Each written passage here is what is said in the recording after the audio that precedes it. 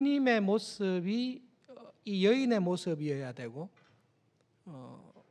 여인이 예수님처럼 이렇게 돼야 되는 본문인데, 이 본문을 이해할 때에 당황스러운 것은 여인의 간절함과 진실함에 비교해 볼 때 예수님께서는 너무 쌀쌀 맞으시고 너무 냉담하시다라는 사실입니다. 일단 그 사실이 의아스럽고 놀랍습니다.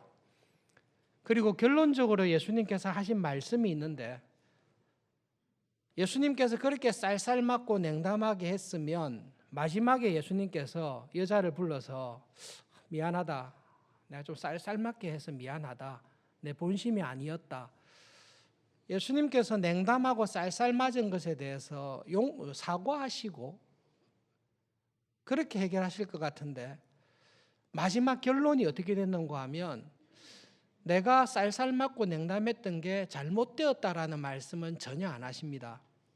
오히려 예수님의 관심은 내가 너에게 냉담하고 쌀쌀 맞게 했음에도 불구하고, 그럼에도 불구하고 나를 향한 너의 믿음이 정말로 아름답고 훌륭하다, 그 여인의 믿음을 칭찬하셨습니다. 그래서 예수님께서는 왜 쌀쌀 맞게 대하셨는지, 왜 냉담하게 대하셨는지, 그 예수님의 무관심과 냉담함에도 불구하고 이 가나안 여인이 보여준 믿음이 무엇인지 그것을 먼저 살펴보겠습니다. 그리고 난 다음에 이 여인의 믿음을 칭찬하시면서 예수님께서 나에게 원하시는 것이 무엇일까? 예수님께서는 나의 믿음이 어떤 믿음이 되기를 원하실까 살펴보도록 하겠습니다. 복잡하게 설명하면 복잡한데요. 일단은 좀 이렇게 성경적인 의미를 따라서 설명하면 이렇습니다. 하나님께서 우리의 구원을 이루어 가실 때 구원의 역사, 구속사의 과정이 있습니다. 별로 재미없으시죠? 구속사의 과정이 있는데요, 하나님은 그 과정과 절차를 따라서 하십니다. 하나님께서 예수님을 우리의 구원을 위한 구원자로 보내실 때에 예수님께서는 하나님께서 구약에 약속하신 언약에 따라서 이스라엘 백성의 메시아로, 다윗의 후손으로 이스라엘의 나라를 회복하는 메시아로 보내셨습니다. 예수님께서는 구원의 역사 가운데 그 일을 하십니다. 그러나 예수님을 통한 하나님의 구원 역사는 이스라엘 백성만 구원하겠다는 게 아닙니다. 이스라엘을 통해 세상 모든 사람들, 아담과 하와의 타락 이후로 하나님을 떠나 소망 없는 가운데 살고 있는 백성을 구원하기 위해 하나님께서 먼저 이스라엘을 부르셨습니다. 아브라함을 부르시고 이스라엘을 부르셨습니다. 이렇게 부르신 것은 이스라엘만 구하겠다는 게 아니라 이스라엘을 통해 제사장 나라로 삼아 모든 나라와 민족 가운데 택한 자를 구원하시겠다라는 것입니다. 예수님께서 오셔서 하시는 일은 새로운 이스라엘을 회복하시는 일을 하십니다. 잃어버렸던 이스라엘을 회복하십니다. 그리고 이 예수님의 십자가와 죽으심을 통해서 하나님께서 새로운 나라, 하나님 나라를 만드시고 이 나라의 세상의 모든 나라와 민족을 부르시는 일을 하시는데, 이스라엘 백성이 아니라 모든 나라와 민족을 부르는 일의 사도로 사도 바울을 택하셔서 내가 이방인의 사도로 삼겠다라고 하셔서 구원의 복음을 딱 전하십니다. 하나님께서는 하나님의 구원의 경륜, 계획에 따라서 일을 진행하십니다. 이해가 안 되시면 기억 안 하셔도 됩니다. 구속사와 하나님 나라에서 다 가르치는 내용이기 때문에 그게 배우시면 됩니다.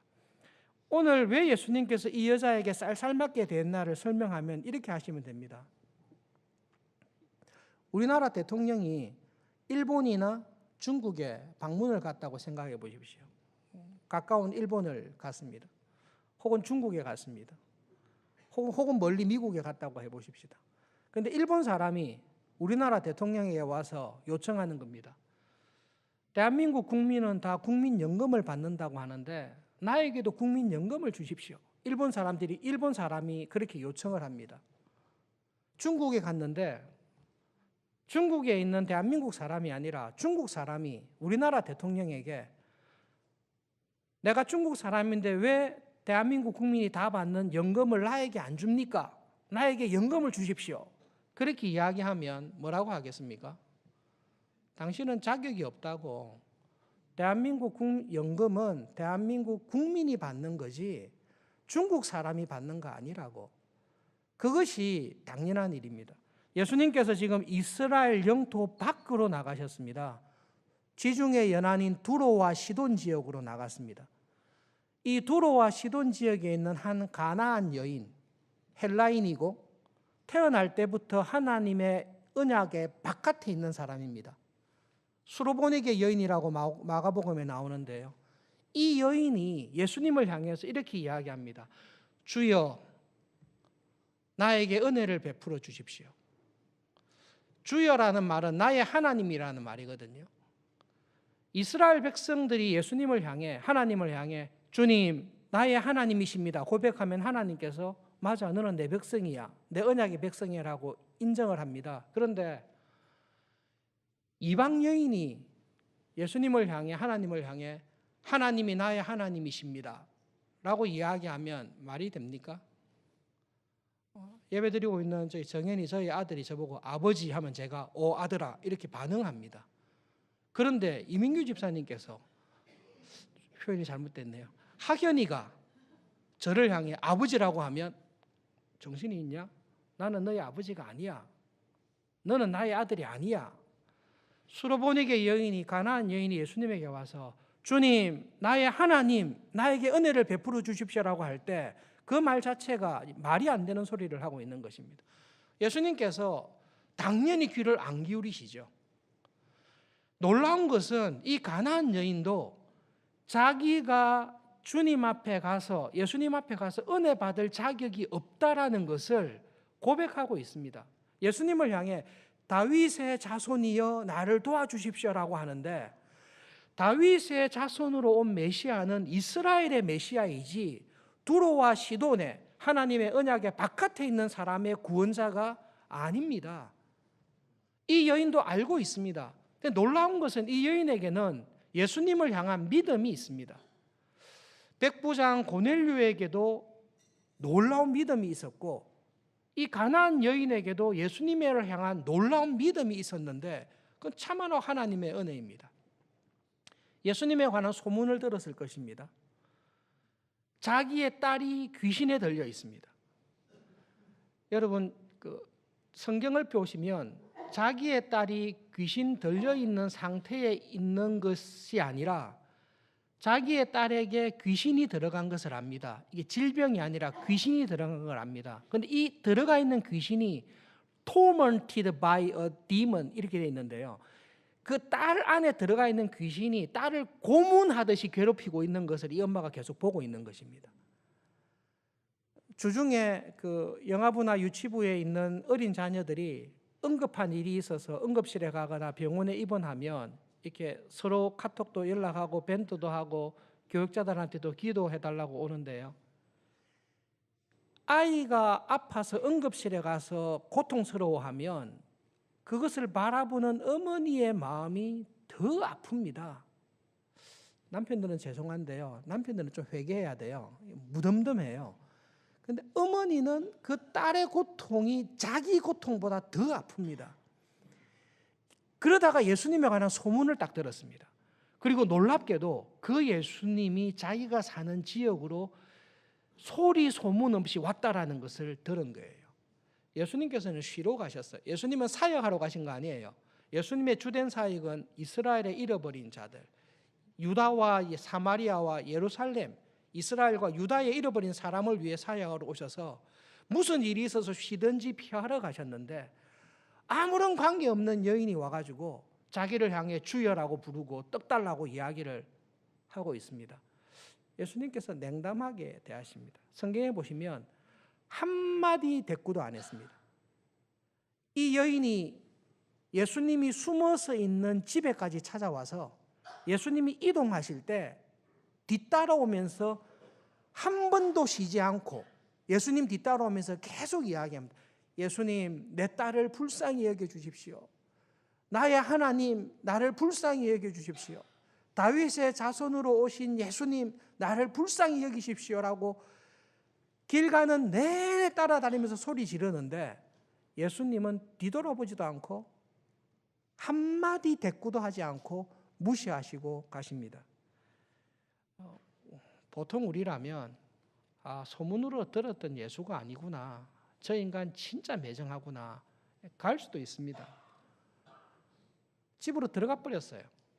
그렇게 소리 질렀는데 길 가는 중에 제자들이 하도 귀찮게 구니까 제자들이 예수님을 불러서 강권했습니다. 예수님, 저 여자 좀 내쫓아 주세요. 뒤따라오면서 너무 귀찮게 하고 시끄럽게 하니 저 여자 좀 쫓아내 주세요. 어떻게 좀 말씀해 주세요.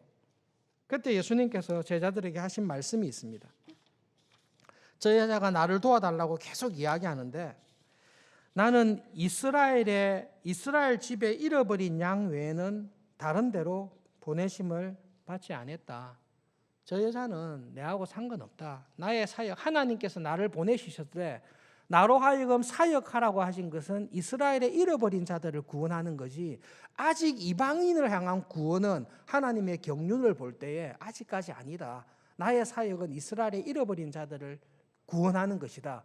이 대답을 제자들에게 했습니다. 여자가 들었겠습니까? 안 들었겠습니까? 당연히 들었죠. 제자들이 여자한테 가서 이야기했을 겁니다. 너는 아니야.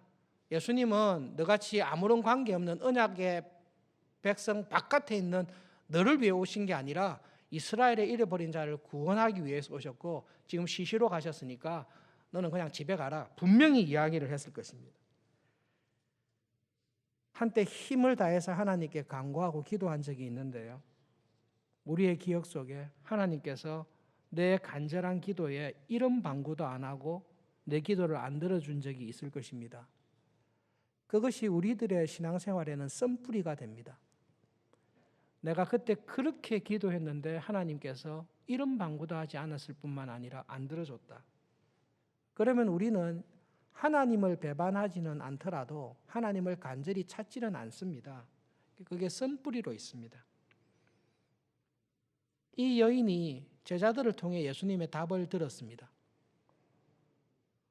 예수님을 욕을 하고 집으로 갈 수 있는데요, 이 여인은 그렇게 하지 않습니다.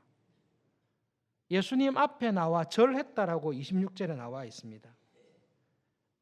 무릎을 꿇고 절하며 25절에, 여러분 정확하게 하면요, 이 여자가 그 말을 듣고도 예수님이 들어가신 집에 들어가서 예수님 발 앞에 무릎을 꿇었다라는 말입니다. 이때까지 그렇게 부르짖어도 한마디 말도 안 했고 기껏해야 제자들을 통해 준 말씀은 너는 나하고 상관없다라는 말을 들었는데요, 그 말을 듣고도 이 여자가 예수님 앞에 딱 가서 무릎을 딱 꿇고 예수님의 눈을 보고 딱 간구합니다. 예수님, 나를 좀 도와주십시오.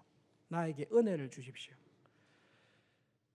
그 정도 했으면 예수님께서도 은혜를 주셔야 될 텐데요, 예수님은 원리를 그대로 이야기하십니다. 자녀의 떡을 취해서 개들한테 던지는 것은, 개한테 주는 것은 합당하지 않다. 정확하게 번역하면요, 자녀들이 먹는 밥을 빼앗아서 애완견들에게 주는 일은 없다. 나는 내 밥을 나의 자녀들에게 주지, 내 자녀들이 먹어야 될 밥을 애완견에게 주는 것은, 그런 것은 합당하지 않다. 정말로 충격적인 이야기를 들었습니다. 그렇게 간절히 하나님을 찾았던 자기를 자녀가 아니라 애완견으로 이야기하고 자녀가 아닌 자에게는 밥을 빼앗아 줄 수 없다라는 이야기를 들었습니다. 여기서 이 여인의 마음속에 있는 숨겨져 있었던 믿음이 발휘됩니다. 이 여인은 예수님을 부를 때부터 자기가 하나님의 은혜, 예수님에게 은혜를 받을 자격이 없다라는 것을 이 여인은 알고 있습니다. 우리가 신앙생활할 때 큰 실수를 하는데요, 우리는 하나님의 은혜를 당연히 받을 자격이 있고 하나님은 당연히 나를 축복할 의무가 있다라고 우리는 스스로 오해합니다. 그런 법은 없습니다. 하나님이 왜 우리를 축복해야 될 의무가 있습니까? 그리고 우리는 하나님의 자녀라는 이유만으로 하나님의 복을 다 받을 자격은 없습니다. 하나님의 말씀에 순종하는 것이 우리의 의무입니다. 우리가 해야 될 의무를 다 했다고 해서 우리는 하나님께 상 달라고 요구할 수 없는 사람입니다.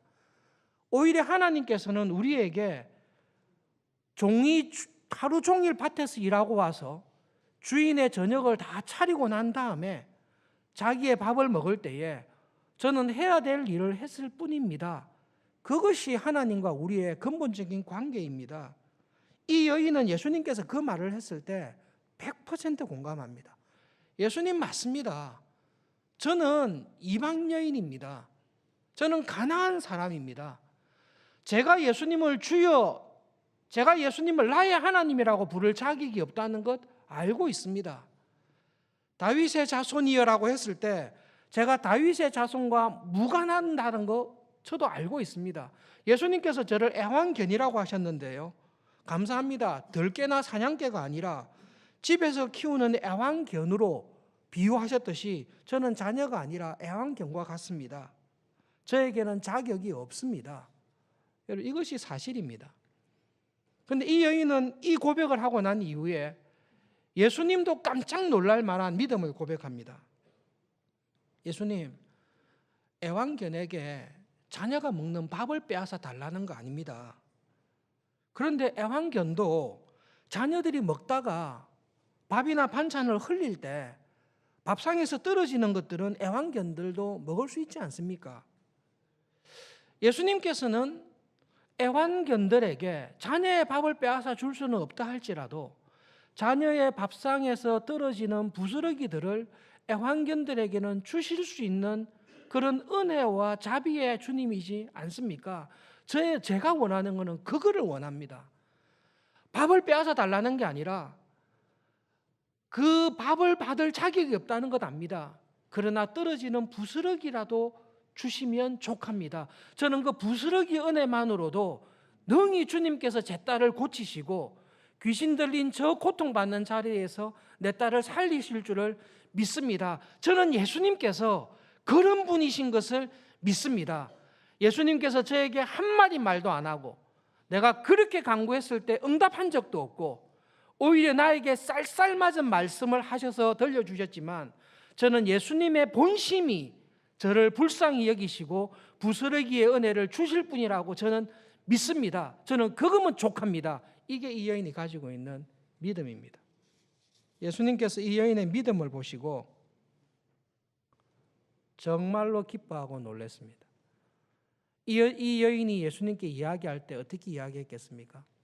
딸에 대한 간절한 사랑 가운데 예수님 앞에 딱 무릎을 꿇고 예수님의 눈을 딱 맞추고 예수님 압니다.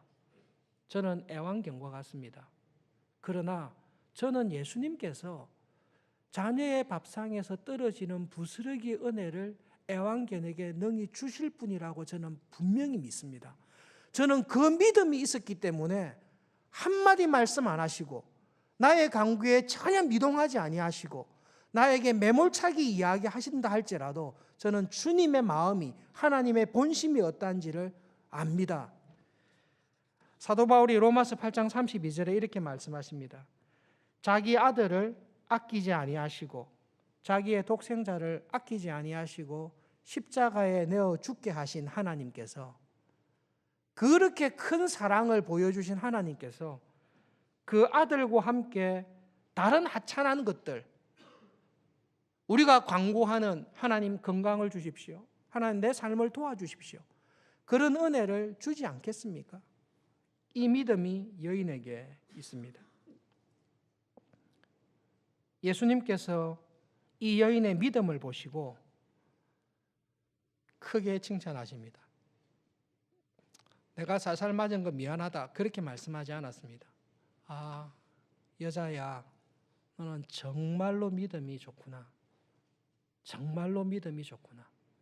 너의 믿음대로 될 것이다. 그것이 하나님께서 이 여인에게 주신 놀라운 은혜입니다. 수르보니게 여인, 가나안 여인, 하나님의 언약 밖에 있었던 이 여인이 예수님 앞에 나온 것을 볼 때에 이 본문의 말씀을 통해서 두 가지를 우리에게 보여주십니다. 한 가지는 이 어머니에게 있는 자기의 딸의 상태에 대한 영적인 분별력입니다. 그리고 이 여인은 하나님 앞에서 내가 어떤 영적인 상태, 내가 어떤 영적인 자리에 있는지를 이 여인은 정확하게 분별하고 있습니다. 자기의 딸을 보았습니다. 이 딸이 하나님의 은혜와 성령님으로 충만한 게 아니라 이 딸에게 없어야 될 것, 질병보다 더 안 좋은 악한 귀신이 들어서 자기 딸을 심하게 고문하고 있는 것을 이 어머니는 보았습니다. 이 어머니는 하나님 앞에서 내가 어떤 자리에 있는지를 영적으로 분별합니다. 내가 하나님의 은혜를 당당히 구할 수 없구나. 내가 하나님의 언약 바깥에 있는 자격이 없는 사람이라는 것을 이 여인은 분별하고 압니다. 그리고 또 한 가지 압니다. 하나님은 간절히 구하는 자를 불쌍히 여기시고 은혜 베푸실 분이라는 것을 압니다. 그래서 이 여인은 주님 앞에 끝까지 나갑니다. 끝까지 나갑니다. 우리가 영적인 부모로서 오늘 유아 세례가 있었습니다. 오늘 예배를 드린 이후에 유치부와 영아부, 성경학교 했던 것들을 우리가 보게 될 것입니다. 우리의 관심이, 우리가 우리 자녀들을 바라볼 때에 자녀들에 대한 우리의 관심이, 나의 관심이 어디에 있습니까? 나는 영적으로 어떻게 잘 분별하고 있습니까? 이 여인은 우리에게 도전합니다. 대학과 청년 젊은 이 여러분, 인생의 가장 젊고 아름답고 화장하지 않아도 예쁘고 꾸미지 않아도 멋있는 시기를 지나고 있습니다. 세상은 여러분들에게 어느 대학을 다니고 있는지, 여러분이 학력고사 성적이 얼마인지, 여러분의 GPA가 얼마인지, 직장생활하고 있는 여러분들에게 여러분은 어떤 집에서 살고 있는지, 여러분의 직장은 얼마나 좋은 직장인지, 그런 것을 가지고 여러분을 평가하고 볼 것입니다. 하나님께서 우리를 보실 때에, 하나님께서 여러분의 자녀들과 청년들을 볼 때에 하나님의 관심이 여러분의 학점이겠습니까? 학점도 중요합니다. 굉장히 중요합니다. 하나님께서 여러분의 학벌을 기뻐하시겠습니까? 하나님께서 여러분이 가지고 있는 재산이나 능력이나 그런 것을 하나님께서 기대하시겠습니까? 하나님께서 우리를 바라보실 때 무엇을 보시겠습니까? 대학 시절에 봤던 신앙 잡지에서 잊지 못하는 장면이 한 가지 있습니다. 내비게이터 선교단체에서 두 달에 한 번씩 내는 디사이플십이라는 저널인데요. 그 저널에 정말로 애를 많이 써서 그 그림을 찾으려고 애를 썼는데 그게 80년대에 나온 잡지라서 못 찾았는데 그 그림이 이렇습니다. 거울이 있고 거울 앞에 앉아있는 사람이 있습니다. 거울에 비쳐있는 그 사람의 모습이 있는데요. 멋있는 슈트 정장을 딱 입고 있습니다. 정장을 입고 있고 앞에는 성경책이 딱 펼쳐져 있습니다. 그리고 그 거울에 비친 사람은 젊고 핸섬하고 활기 있는 그러한 크리스찬의 모습으로 딱 비춰져 있습니다. 그리고 그 거울 앞에 앉아 있는 그 사람의 모습이 그려져 있는데요. 옆면과 뒷면을 이렇게 그림을 그렸습니다. 실제로 앉아 있는 사람은 좋은 양복을 입고 있습니다. 그런데 그 양복을 입고 있는 사람은 해골로 그려놨습니다. 그리고 그 사람 앞에는 성경책이 펼쳐져 있습니다. 근데 성경책에는 거미줄로 가득합니다. 내비게이터 선교단체에서 예수님을 신실하게 따르는 제자의 삶, 우리가 이 세상을 살아갈 때 제자로 살아갑시다. 날마다 하나님의 말씀을 묵상하며 한 가지라도 적용하여 순종하면서 살아갑시다. 끊임없이 주장하는 게 내비게이터 선교단체입니다. 경건 생활에 대해서 우리의 영적인 모습을 그리면서 그 그림을 딱 그려놨는데요. 거울에 비친 내 모습이 있습니다. 멋있습니다. 항상 말씀을 가까이 하고 하나님께서 기뻐하실 만한 멋있는 신자다운 모습으로 있습니다. 정작 하나님께서 나를 보셨을 때에 나는 그렇게 멋있지 않습니다. 피골이 상접한 모습이 아니라 해골이 있습니다. 성경책은 펼쳐져 있으나 그 성경책이 내 발의 등이요 내 길에 빛이 되지 않고 성경책은 거미줄로 가득합니다. 우리의 자녀들의 모습을 보십시오. 그리고 나의 모습을 보십시오. 하나님께서 보시기에 나의 영적인 모습이 어떻습니까? 수르보니게 여인은 하나님 앞에서 자기 딸의 가난함을 봤습니다. 자기 딸의 고통당함과 영적인 궁핍함을 보고 자기의 자격 없음을 보고 주님 앞에 나와서 간절히 은혜를 구합니다. 여러분, 참 이 말씀 앞에서 저 자신도 저를 회개하며 돌아보고 있습니다. 여러분, 하나님 앞에서 내 영적인 모습이 어떠할까 한번 가족들에게 물어보십시오. 자녀들에게 한번 물어보십시오. 남편과 아내에게 한번 물어보십시오. 소그룹에 모여서 한번 물어보십시오. 5년 전과 10년 전의 나의 모습과 지금 나의 모습이 영적으로 어떠합니까? 한번 물어보십시오. 여러분, 그렇게 했을 때에 하나님의 은혜 안에 주의 말씀이 내 발의 등이요 내 길에 비칩니다. 여러분, 우리의 육체의 건강과 영적인 건강은 함께 갑니다. 하나님께서 영혼과 육체를 함께 만드셨기 때문에 이게 분리되면 우리는 죽습니다. 여러분, 하루 종일 밥을 안 먹으면 힘이 없습니다. 2, 3일 동안 밥을 안 드시면 움직이기 어렵습니다. 일주일 이상 식사를 안 하시면 살기 힘드실 거예요. 우리의 영혼도 마찬가지입니다. 하나님의 말씀을 통해 내 영혼을 소생시키시고 주의 말씀이 내 입에 꿀보다 답니다. 정말로 하나님의 말씀이 내 발의 등이고 내 길의 빛입니다.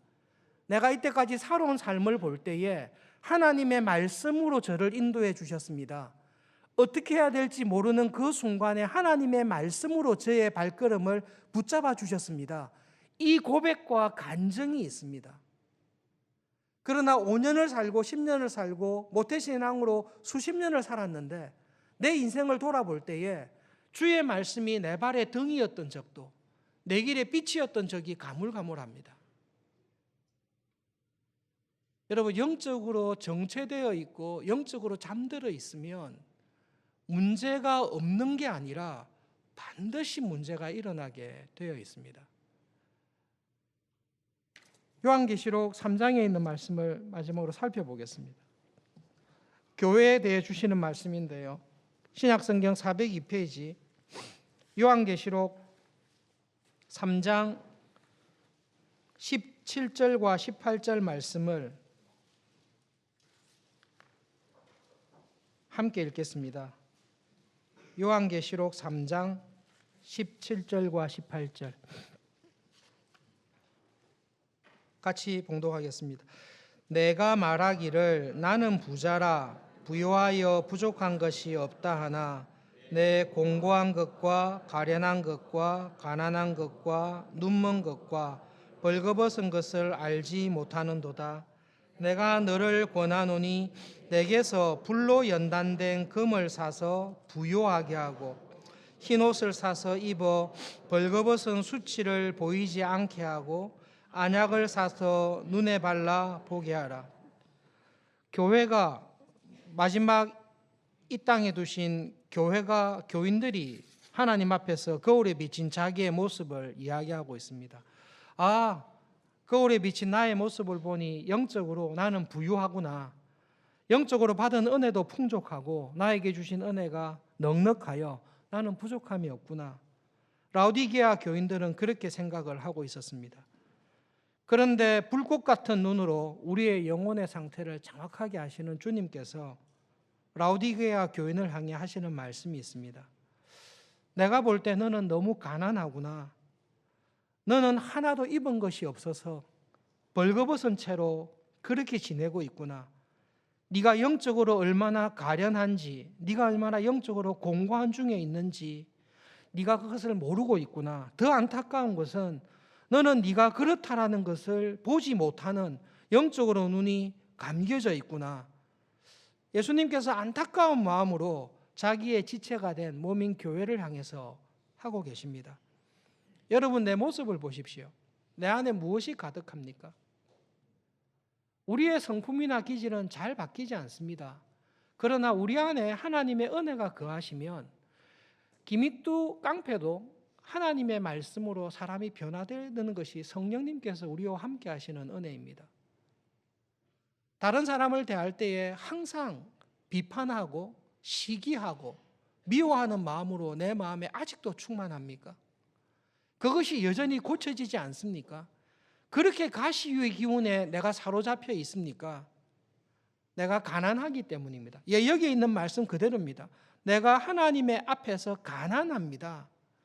하나님께서 찾으시는 열매가 있어야 되는데, 주신 풍성한 은혜로 내가 흰 옷을 입고 있어야 되는데, 내가 입고 있는 옷이 흰 옷이 아니라 하나님께서 보시기에 받을 수 없는 옷을 입고 있습니다. 예수님께서 안타까운 마음으로 교회를 향해서 하시는 말씀입니다. 예수님의 본심이 있습니다. 라우디가 교인들을 향한 예수님의 본심이 있습니다. 나는 너희들이 정말 부하기를 원한다. 나는 너희들이 정말로 부하기를 원한다. 한 사람도 빠짐없이 부하기를 원한다. 불로 연단된 금을 사서 너희들이 참으로 하나님 보시기에 부유한 삶을 살기를 원한다. 이것이 예수님께서 우리를 향해 간절하게 하시는 말씀입니다. 흰 옷을 사서 입어서 벌거벗은 수치를 면하기를 원한다. 불로 연단된 금이 무엇입니까? 하나님의 말씀에 합당한 믿음의 선한 싸움을 싸운 것, 그것이 하나님의 나라에서 쌓아둘 수 있는 보화입니다.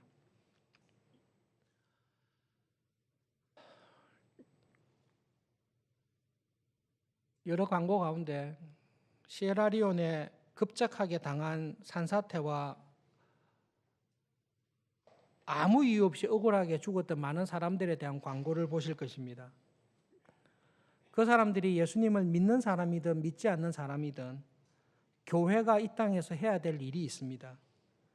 예수님께서 긍휼히 여기셨듯이 그들을 긍휼히 여기며 기도와 물질로 후원하는 것, 하늘에 보물을 쌓아두는 것입니다. 하나님께서 기뻐하시는 선행이 있습니다. 우리나라에서 동성애 문제로 소란이 좀 있습니다. 성경을 보십시오. 하나님께서 동성애를 기뻐하시고 인정하십니까? 하나님께서 동성애하는 자들을, 그 죄인들을 불쌍히 여기시고 사랑하시는 것 알고 있습니다. 동성애자들을 교회가 품고 그들이 교회로 나올 때 교회가 그들을 사랑하고 하나님의 은혜로 도와야 되는 것, 교회가 해야 될 일입니다. 우리 교회에 참 조심해야 될 게 있는데요. 최근에 몇 달 전에 우리 교회에 예배에 참석하기를 원하셨는데, 그분은 예배에 참석하기를 원하셨는데 더하미에 가신 분이 계십니다. 굉장히 화를 내셨어요. 나는 예배에 참석하고 싶은데 왜 나를 더하미에 보내냐. 야고보서에 있는 말씀대로 만약 우리가 그런 마음이 있다면, 우리 교회가 그런 일을 했다면 우리의 영적인 눈이 감겨져 있는 것입니다. 예수님께서는 입은 옷을 가지고, 예수님께서는 사회적 신분을 가지고 교회에 드리거나 안 드리거나 그렇게 하시는 분이 아닙니다. 여러분 꼭 기억하십시오. 이 세상에는 두 개의 나라밖에 없습니다. 이 세상은 자기들의 소견에 좋을 대로 갈 것입니다. 교회는 이 세상을 향해 하나님의 나라가 어떠한지를 증거하는 하나님의 나라의 표상입니다. 우리는 하나님의 나라가 어떠한지, 그 하나님의 나라의 백성이 어떻게 살아야 할지 믿음의 선한 싸움을 살다가 주께서 부르시는 날에 갈 뿐입니다. 믿음의 선한 싸움을 싸우시는 일에 움츠러들거나 회피하거나 도망하지 마십시오. 주님께서 하나님께서 십자가를 지라 이것이 나의 길이고 하나님 나라를 증거하는 것이다. 감사하며 그 길을 갔듯이 얼마 남지 않은 우리의 남은 삶을 살아가실 때 교회답게 살아가실 수 있기를 바랍니다. 그럴 때 예수님께서 우리를 향해 이야기하십니다. 너 정말로 믿음이 좋구나. 정말로 너 믿음이 좋구나. 우리 마지막 부르는 찬송이 있지 않습니까? 나의 가는 이 길 끝에서